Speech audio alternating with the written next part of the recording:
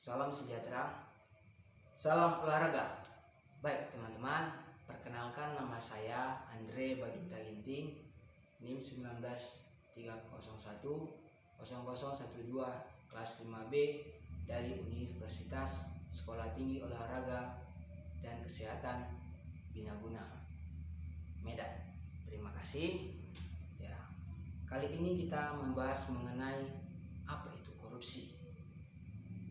Ya, saya tidak hanya sendiri, saya bersama dengan Pak Guru Olahraga.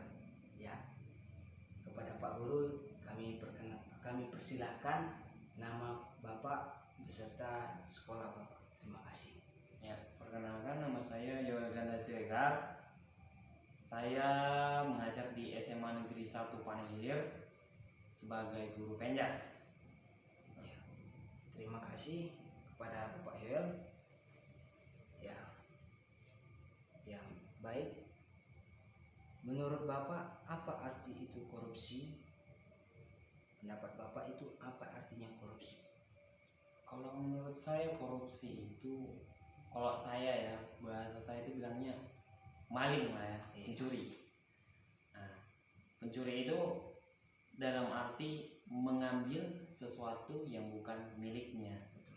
Nah, jadi korupsi itu adalah suatu oknum ya yang punya kesempatan dalam mengambil hak orang lain. Itu kira-kira menurut saya. Oh, jadi mengambil hak orang lain yang bukan miliknya ya Pak ya? Iya. Baik. Jadi Pak, mengapa terjadinya korupsi itu?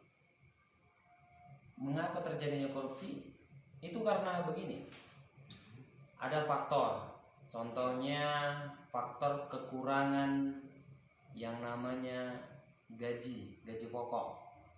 Ya, sebenarnya saya rasa nggak kurang karena pemerintah sudah mematokkan itu, artinya sudah memikirkan gajinya. Cuman karena manusia ini yang tamaknya luar biasa, jadi dia pada kesempatan itu bisa mengambil, kenapa tidak?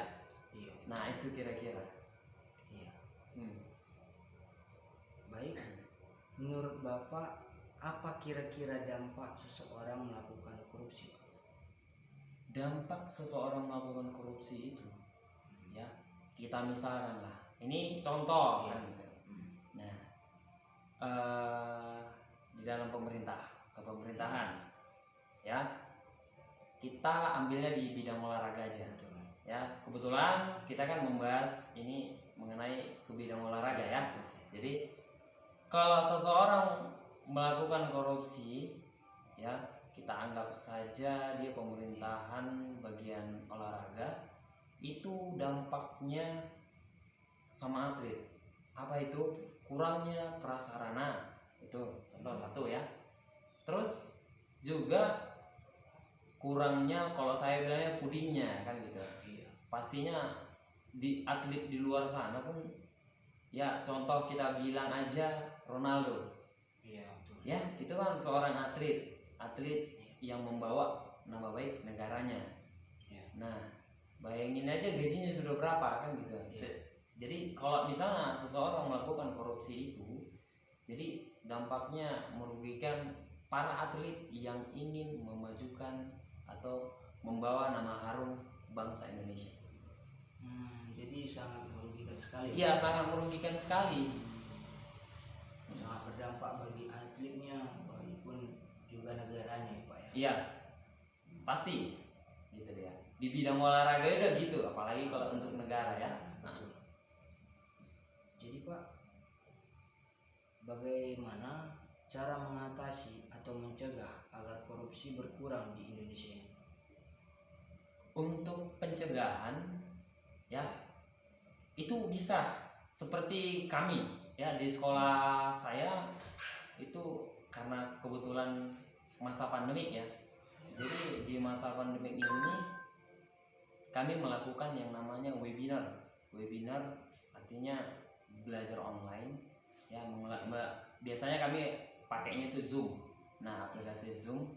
Jadi di situ kami buat anti korupsi, itulah judulnya. Lalu kami juga bisa di bidang di keagamaan, lebih memuatkan lagi seseorang itu dalam beragama, kemungkinan besar untuk korupsi dia pilih-pilih jadinya. Ya pasti berpikir dua kali Iya. kalau agamanya kuat. Itu Berarti kira-kira dia cara mengenai. religius dia gitu. Iya, jadi cara mengenanginya seperti itu Iya. Iya, agar baik. bisa berkurang di Indonesia ini. Baik Pak, oke. Terima kasih. Poin yang terakhir, pertanyaan, apa keinginan Bapak mengenai dalam pemerintah? Maksudnya dalam pemerintah supaya keinginan hati Bapak, supaya keinginan guru olahraga seperti Bapak lah kan pasti memerlukan fasilitas, misalnya untuk renang, untuk lari, dan untuk bela diri. Menurut Bapak kayak gitu untuk pemerintah bisa disampaikan. Iya. Ya.